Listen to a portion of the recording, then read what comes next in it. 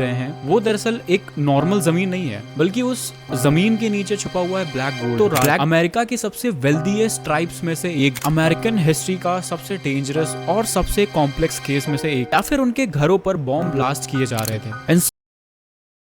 आज हम बात करेंगे एक ऐसी कहानी के बारे में जो कि अमेरिकन हिस्ट्री के सबसे डार्क चैप्टर्स में से एक है। हम बात करेंगे ओसेज इंडियन मर्डर्स की, जिसे रेन ऑफ टेरर भी कहा जाता है। तो बात है 19th सेंचुरी के एंड की, जब ओसेज नाम की ट्राइब को एक ओक्लाहोमा नाम की जगह में एज अ रिजर्वेशन बसाया जा रहा था। किसी को कुछ अंदाजा नहीं था कि जिस बंजर जमीन में वो ओसेज ट्राइब को रिजर्वेशन दे रहे हैं वो दरअसल एक नॉर्मल जमीन नहीं है, बल्कि उस जमीन के नीचे छुपा हुआ है ब्लैक गोल्ड। ब्लैक गोल्ड यानी कि ऑयल। ये बात जब 20th सेंचुरी में लोगों को पता चली तो वही ओसेज ट्राइब्स जिनको रिजर्वेशन में बसाया गया था वो रातों रात अमेरिका के सबसे वेल्दीएस्ट ट्राइब्स में से एक बन गए। उन सभी को हेड राइट्स मिले। हेड राइट्स वो होते हैं जो मिलने के बाद किसी इंसान को किसी स्टॉक की शेयर में रॉयल्टीज मिलने लगती हैं। उनकी इतनी वेल्दीएस्ट लाइफ देखकर सभी की नजरें उनकी ओर जाने लगी, जिनमें वो लोग भी शामिल थे जो कि बुरी नीयत और लालची किस्म के इंसान थे, जिसमें कि लालची वकील, बिजनेसमैन और यहाँ तक कि उनके पड़ोसी भी मौजूद थे। वे सभी उन ओसेज ट्राइब्स के लोगों को, उनकी प्रॉपर्टी को, उनकी जगह को हथियाने का नए नए तरीके ढूंढने लगे। इसके बाद धीरे धीरे ओसेज ट्राइब्स में दर्दनाक मौतें सामने आने लगी। शुरुआत में तो लोगों को लगा कि ये कोई आम एक्सीडेंट्स या फिर किसी बीमारी के चलते लोग मर रहे हैं, बट जैसे जैसे उन डेथ्स का नंबर बढ़ने लगा वहाँ के लोग समझ गए कि ये उनकी प्रॉपर्टी और उनके हेड राइट्स छीनने के लिए कोई साजिश है। डेथ रिपोर्ट्स में सामने आया कि ओसेज ट्राइब्स के लोगों जिनकी हत्या हुई थी उन्हें पॉइजन देकर, शूट करके या फिर उनके घरों पर बॉम्ब ब्लास्ट किए जा रहे थे। इन सब के पीछे मास्टरमाइंड की एक चाल छुपी हुई थी, जिसमें कि वो लोग पहले ओसेज ट्राइब की किसी वेल्दी फैमिली में शादी करते हैं। फिर शादी के कुछ दिन बाद जब वो उस फैमिली का हिस्सा बन जाते हैं तो वो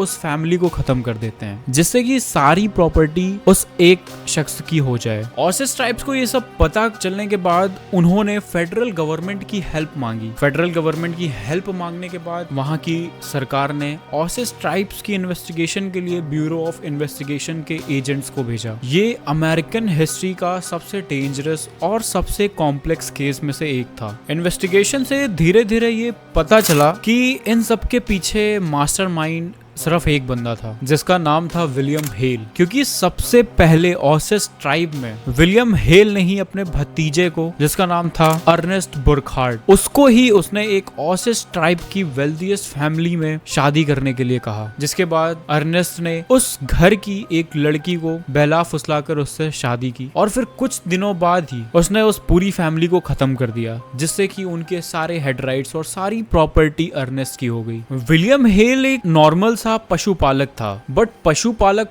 होने के साथ ही उसका नेचर इतना इन्फ्लुएंटिक था, वहां के लोकल शेरिफ और डॉक्टर्स भी विलियम हेल की बात मानते थे। हेल और उनके साथियों को अरेस्ट किया गया, जिसके बाद उन पर इन्वेस्टिगेशन हुई। इन्वेस्टिगेशन में ये सामने आया कि हेल ने और उसकी फैमिली ने और उसके साथ जितने भी उसके साथी थे, सभी ने उन परिवारों के हेड राइट्स और प्रॉपर्टी हथियाने के लिए ये सारी साजिशें की। जिसके बाद अमेरिका में ये न्यूज हेडलाइंस में आई और इस हेडलाइन ने अमेरिका में रेशियल इनजस्टिस और करप्शन को एक्सपोज किया। तमाम एविडेंस और इन्वेस्टिगेशन के चलते विलियम हेल्स और उसके साथियों को गिल्टी डिक्लेयर किया गया, जिसके बाद उन्हें लाइफ इम्प्रिजनमेंट की सजा सुनाई गई। बट उस ओसेज ट्राइब जिसने अपने 50 से भी ज्यादा परिवारों को खोया था, वो कभी उस हादसे से रिकवर कर ही नहीं पाई, क्योंकि उन लोगों ने अपने फैमिलीज, अपने फ्रेंड्स और अपने रिलेटिव्स को खोया था। ओसेज इंडियन मर्डर से एक सैड स्टोरी है जो कि हमें याद दिलाती है कि ग्रीड कितनी ज्यादा डिस्ट्रक्टिव हो सकती है। भले ही ये एक न्यूज़पेपर की हेडलाइंस हो,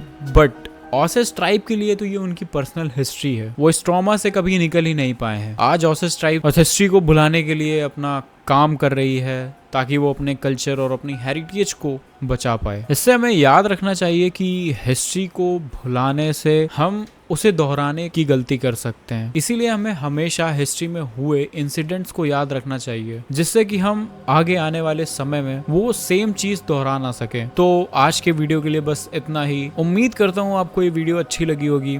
अगर अच्छी लगी हो तो कमेंट सेक्शन में ज़रूर बताएं। चैनल को सब्सक्राइब कर लें, वीडियो को शेयर कर दें जितना हो सके, वीडियो को लाइक ज़रूर करें। तो मिलते हैं नेक्स्ट वीडियो में, तब तक के लिए बाय बाय, टाटा, ख्याल रखो।